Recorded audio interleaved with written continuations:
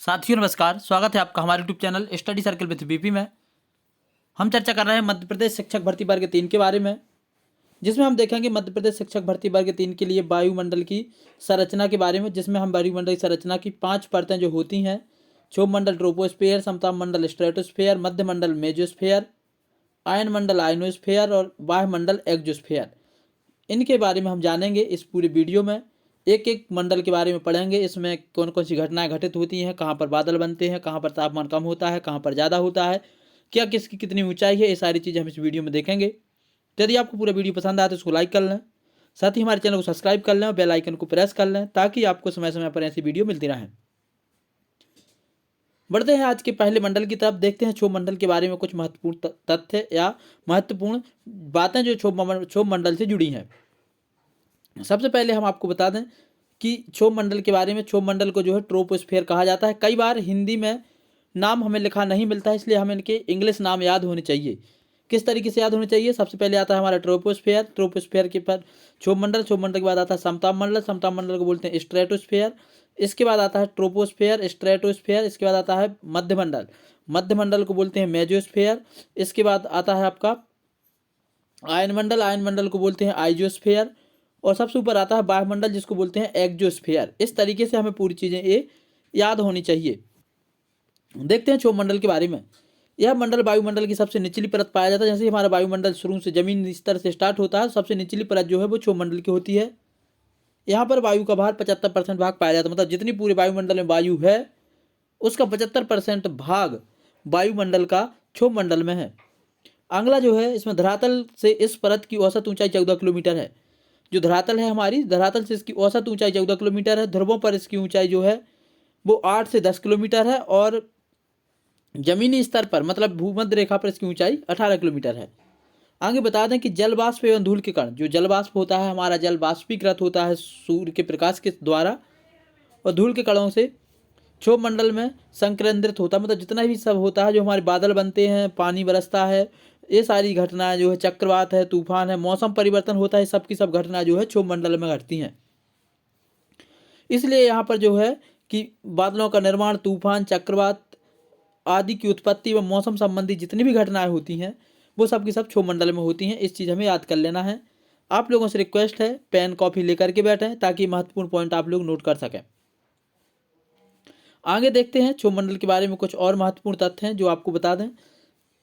क्षोभ मंडल की ऊपरी सीमा पर विषुवत रेखा पर तापमान 80 डिग्री सेल्सियस हो जाता है। मतलब जैसे क्षोभ मंडल यहाँ पे स्टार्ट हुआ, जैसे हम ऊपर की तरफ बढ़े तो यहाँ पर यदि 40 डिग्री सेल्सियस तापमान, तो यहाँ पर पहुँचते पहुँचते 80 डिग्री सेल्सियस हो जाता है,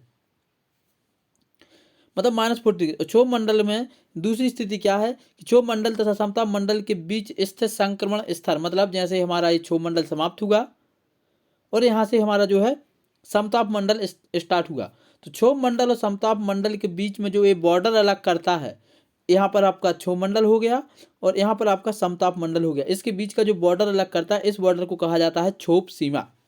यह हमें बहुत अच्छे तरीके से याद कर लेना है कि क्षोभ मंडल और समताप मंडल के बीच कौन सी सीमा पाई जाती है, तो इस सीमा को बोलते हैं क्षोभ सीमा। क्षोभ मंडल में ऊंचाई के साथ तापमान में कमी आती है, मतलब जैसे हम ऊंचाई की तरफ बढ़ते जाते हैं तो तापमान में गिरावट आती जाती है। यहाँ पर यदि 40 डिग्री तापमान है माइनस का, तो यहाँ पर यदि हम पहुँचेंगे तो -80 डिग्री तापमान हो जाएगा, जो कि इसमें बताया गया है कि विषुवत रेखा पर 80 डिग्री जहाँ पर ख़त्म होता है और ध्रुवों पर 40 डिग्री तापमान हो जाता है। इतना कम होता है इसका तापमान, घटते हुए घटते। क्षोभ मंडल की ऊंचाई के साथ तापमान में कमी आती है, इसको हमें याद कर लेना है। साथ ही जो इसकी गिरावट होती है 1 डिग्री सेल्सियस की 165 मीटर, मतलब आप मान करके चले 165 मीटर मतलब 300 फीट और 180 फीट और 15 फीट, और मतलब इसको हम 500 फीट भी बोल सकते हैं कि 500 फीट पर 1 डिग्री सेल्सियस तापमान लगभग घटता जाता है और जो गिरावट आती जाती है। इस तरीके से हमने क्षोभ मंडल के महत्वपूर्ण तथ्य देखे।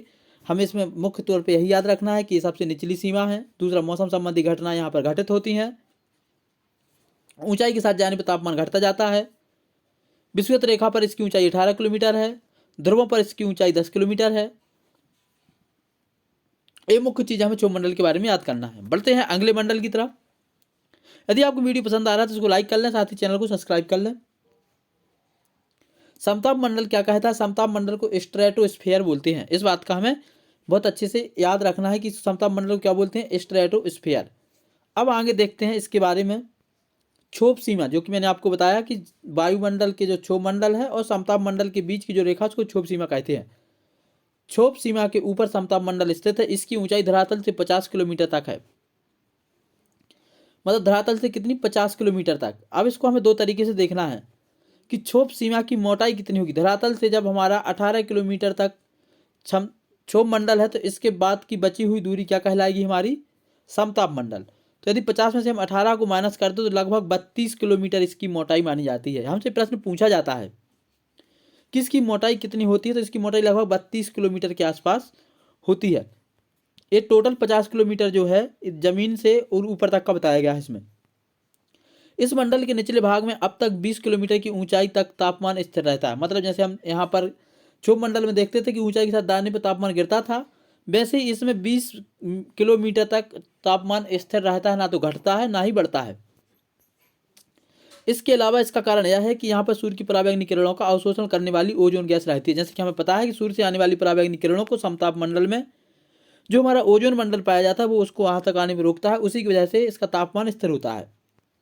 साथ ही आपको बता दें कि 20 से 35 किलोमीटर की ऊंचाई पर जो है ओजोन परत पाई जाती है। तो हमें याद रखना है कि एक होता है आयन मंडल। कई बार हम आयन मंडल में ओजोन परत को समझ बैठते हैं, लेकिन वो आंसर हमारा गलत हो जाता है। हमें याद रखना है समताप मंडल में ही ओजोन परत पाई जाती है, जिसकी मोटाई लगभग 15 किलोमीटर होती है, जो सूर्य से आने वाली पराबैंगनी किरणों को पृथ्वी तक आने से रोकती है।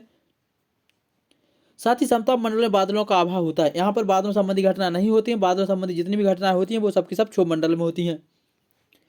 अगला है क्लोरोफ्लोरोकार्बन और हेलोन जैसी और हेलो जेनरेट गैसों के कारण इस मंडल में काफ़ी नुकसान हुआ है। मतलब जो क्लोरोफ्लोरोकार्बन है जो वाहनों से निकलती है, इसके बाद हेलोन जैसी और हेलो जेनरेटिक गैसों के नाम है, इनके कारण इस मंडल को काफ़ी नुकसान हुआ है। जिससे जैसे कि हम पढ़ते हैं कि वायुमंडल में पाया जाने वाला समताप मंडल के आयन मंडल जो मतलब इसका समताप मंडल में जो ओजोन परत पाई जाती है उसमें छिद्र देखे गए हैं, वो इसी गैसों के कारण हुए हैं जो सूर्य से आने वाली पराबैंगनी किरणों को जमीन तक भेजती है, जिससे पृथ्वी के तापमान में काफ़ी ज़्यादा वृद्धि होती है। जो ग्रीन हाउस प्रभाव है वो बढ़ता है।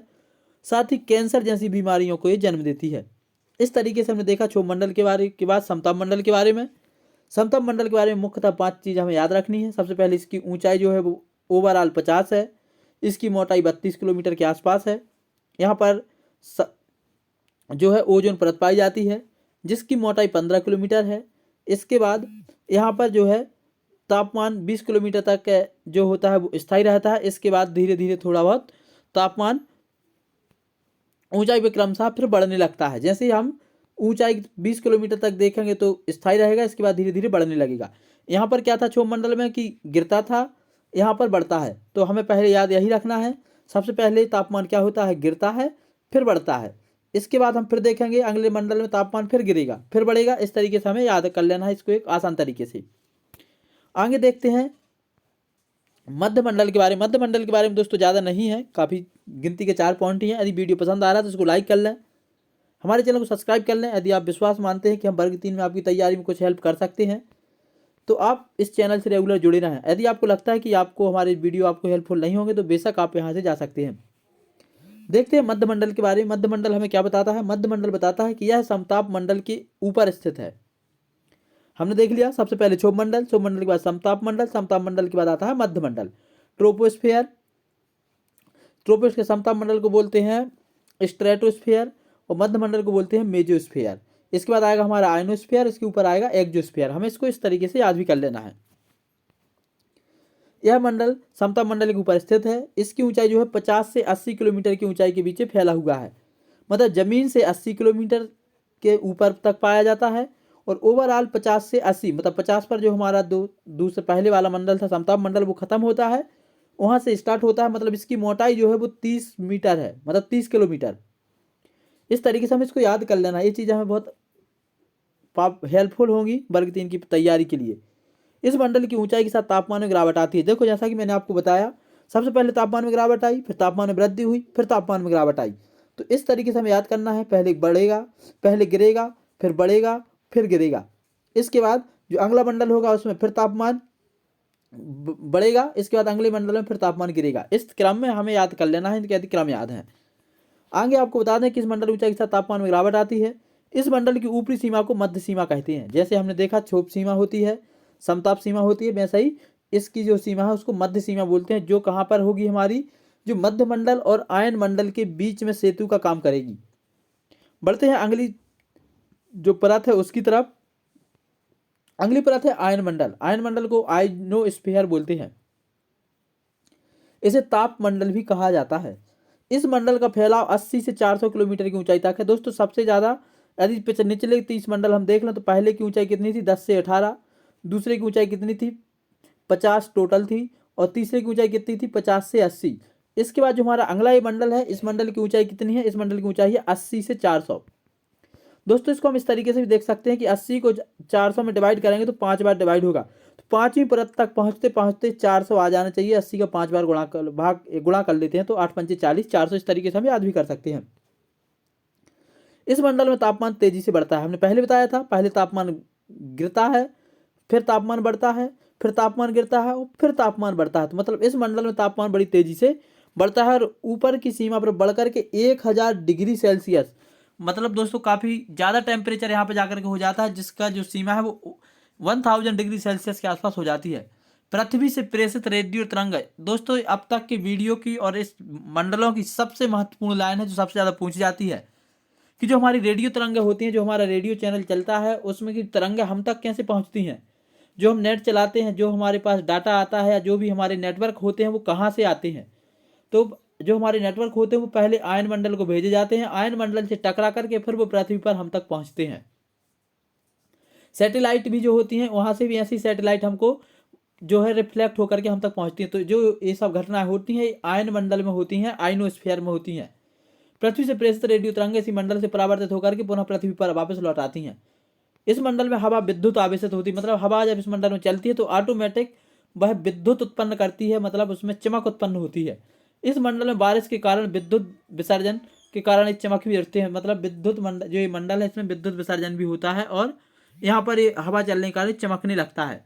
और एक बात और आपको बता दें कि सूर्य से आने वाली जो सूर्य की तरफ से जो हमारे बीच में वायु जो ऊपर के जो वो होते हैं किरणें आती हैं वो यहाँ पर आकर के हवाओं के साथ चमकने लगती हैं। बढ़ते हैं अगले मंडल की तरफ। जो हमारा अगला मंडल है वायुमंडल। वायुमंडल क्या कहता है, यह वायुमंडल की सबसे ऊपरी परत है। इसका जो नाम है इसको एक्सोस्फीयर भी कहते हैं। इस परत की वायु काफी विरल होती है, मतलब यहाँ पर वायु की सघनता ना के बराबर होती है, क्योंकि यहाँ पर लगभग अंतरिक्ष में पहुंच जाते हैं वायुमंडल समाप्त हो जाता है। और जैसे कि हमें पता है कि अंतरिक्ष में वायु नहीं पाई जाती, वहाँ पर बिल्कुल भी हमें ऐसा महसूस नहीं होता कि यहाँ पर वायु है, क्योंकि जितने भी लोग वायुमंडल में जाते हैं, वायुमंडल के ऊपर अंतरिक्ष में जाते हैं, इसलिए वो अपने साथ में ऑक्सीजन का सिलेंडर ले जाते हैं एवं धीरे धीरे अंतरिक्ष में विलीन हो जाती हैं। जो ये परत है, इस परत के खत्म होते ही साथ हमारा अंतरिक्ष लग जाता है, जिसको हम बोलते हैं स्पेस। इसकी बाहर सीमा तक पर तापमान लगभग 55-68 डिग्री सेल्सियस तक होती है। जो यहाँ का तापमान है ये 55 डिग्री सेल्सियस के आसपास तक यहाँ पर पहुँच जाता है। तो इस तरीके से हमें इसको याद कर लेना है और इस तरीके से हमने पूरे की पूरी परतों के बारे में पढ़ा। नॉर्मली आपको फिर से एक बार इसका थोड़ा सा हम एक समरी के रूप में आपको बता दूं। सबसे पहला हमारा वायुमंडल है जिसकी ऊंचाई होती है 10 से 18 किलोमीटर। यहाँ पर मौसम संबंधी घटनाएं घटित होती हैं और यहीं पर आपके बादल बनते हैं, ये हमें इसमें याद रखना। दूसरा हमारा आयनमंडल। आयनमंडल में सबसे महत्वपूर्ण चीज़ है यहाँ पर ओजोन परत पाई जाती है, जो कि आपकी 20 से 35 किलोमीटर के बीच पाई जाती है। इसकी मोटाई जो है वो है 32 किलोमीटर के आसपास है। ओवरऑल धरातल से 50 किलोमीटर तक पाई जाती है। फिर आता है मध्यमंडल। मध्यमंडल की ऊंचाई जो पाई जाती है वो पाई जाती है 50 से 80 मतलब 30 किलोमीटर के बीच में। और इसके बाद आता है हमारा समताप मंडल। समताप मंडल की जो ऊंचाई है, समताप मंडल की ऊंचाई है 80 से 400 और 80 से 400 के आसपास। और लास्ट है हमारा क्षोभ मंडल। क्षोभ मंडल जो ट्रोपोस्फेयर है, यहाँ पर 400 के ऊपर जाकर के फिर जो है 58 मतलब 5800 के और ऊपर तक ये सीमा चली जाती हैं। तो इस तरीके से हमारा पूरा वायुमंडल है जो है समाप्त हो जाता है। और समताप मंडल में हमें एक चीज़ मुख्य तौर पर याद रखनी है कि यहाँ पर जो है रेडियो तरंगें जो है वापसी होकर के हमारे यहाँ तक पहुँचती हैं। इस चीज़ को हमें याद रखना है और इनको हमें पढ़ लेना है। अगर आप वीडियो आपको यदि अच्छे से आप देख लेते हैं तो आपको आज के बाद किसी और वायुमंडल की वीडियो देखने की आवश्यकता नहीं पड़ेगी। जहाँ तक मुझे ज़रूरत थी जो आपके वर्ग 3 के लिए उपयोगी तथ्य थे वो मैंने इसमें इंक्लूड किए हैं। यदि आपको वीडियो पसंद आया तो इसको लाइक कर लें, चैनल को सब्सक्राइब कर लें।